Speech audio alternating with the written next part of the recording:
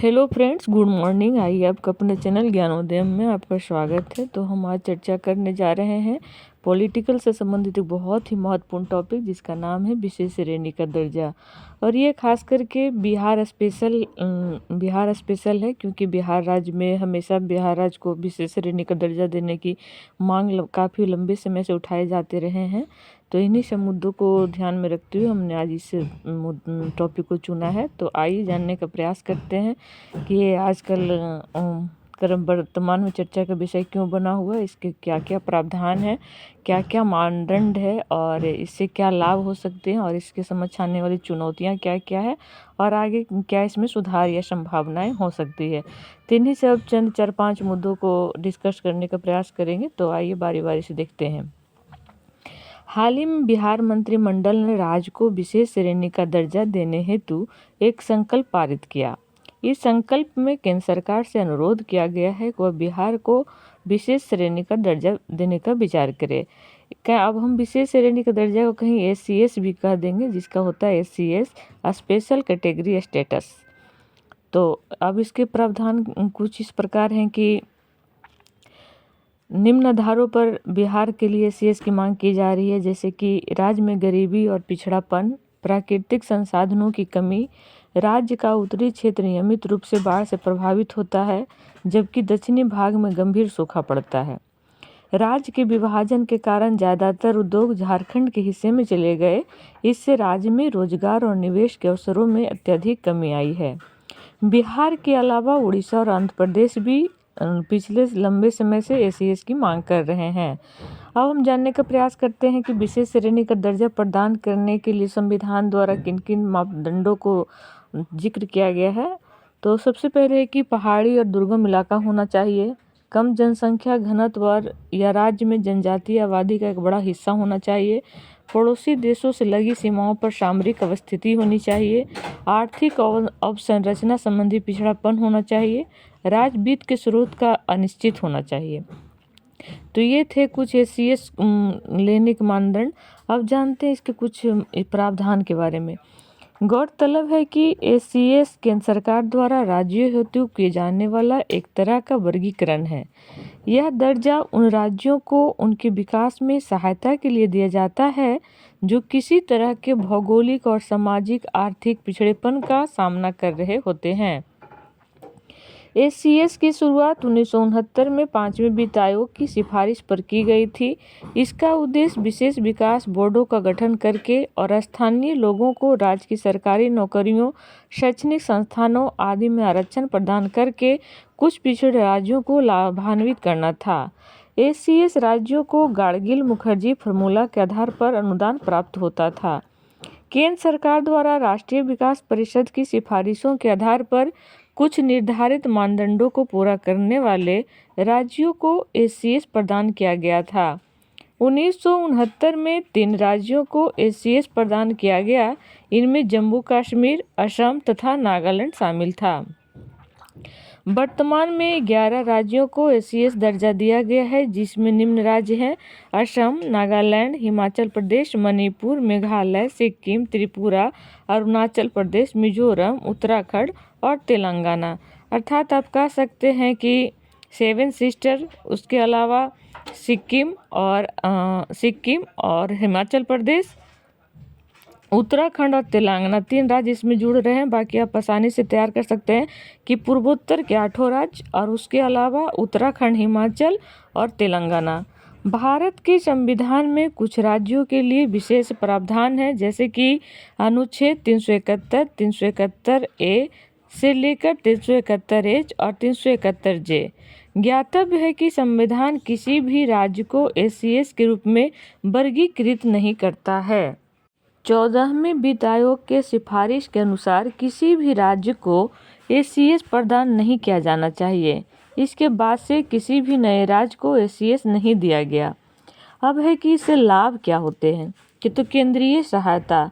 अतीत में गाडगिल मुखर्जी फार्मूले के तहत निर्धारित कुल केंद्रीय सहायता का लगभग 30% भाग SCS राज्यों को मिलता था। हालांकि 14वें और 15वें वित्त आयोग के सिफारिशों के बाद इस आवंटन को केंद्र के विभाजनीय करों के साथ एकीकृत कर दिया गया है। साथ ही इसका विस्तार सभी राज्यों के लिए कर दिया गया। 14वें वित्त आयोग ने केंद्र के विभाजनीय करों में राज्यों की हिस्सेदारी को बढ़ाकर 42% करने की सिफारिश की थी। हालांकि 15वें वित्त आयोग ने इसे 1% घटाकर 41% करने की सिफारिश की। वित्त पोषण ACS राज्यों के मामले में केंद्र प्रायोजित योजनाओं को वित्त पोषण के लिए केंद्र एवं राज्य सरकारों को क्रमशः 90:10 के अनुपात में वित्त प्रदान करना होता है। सामान्य श्रेणी के राज्यों के मामले में यह अनुपात 60 और 40 या 80 या 20 का होता है। खर्च नहीं किए गए फंड की निरंतरता।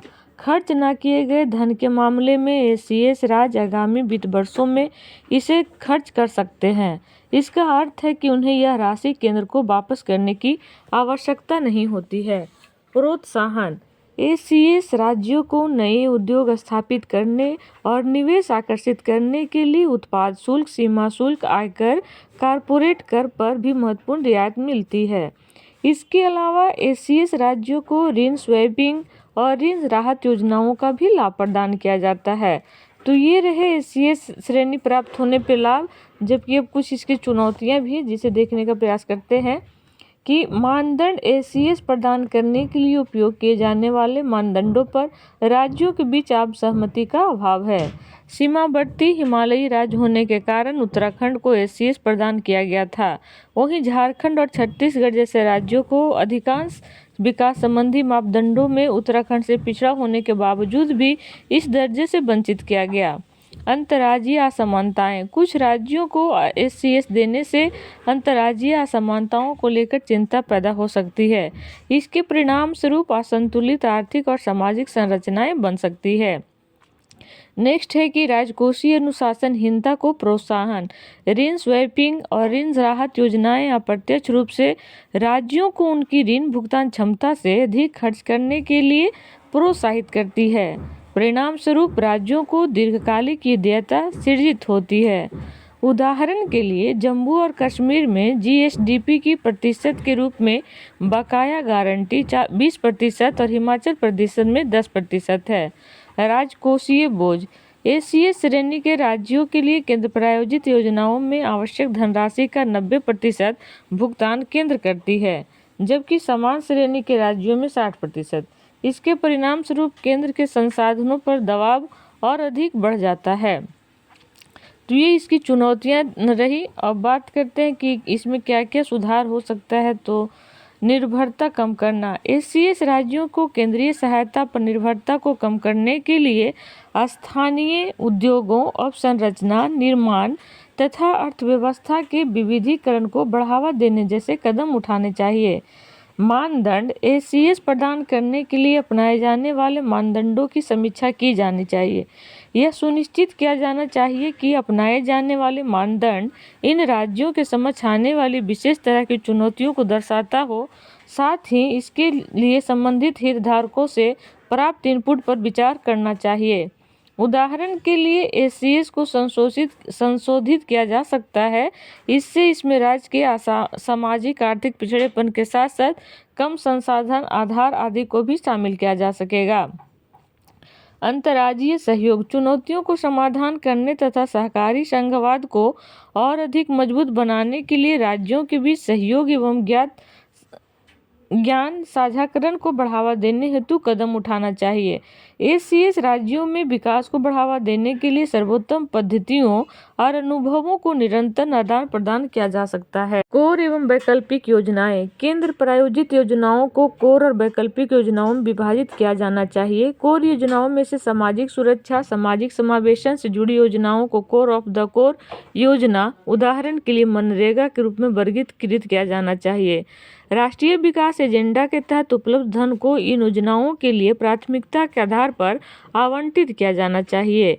कोर एवं वैकल्पिक योजनाओं के वित्त पोषण केंद्र और राज्य सरकारों द्वारा निम्नलिखित अनुपात में किया जाना चाहिए।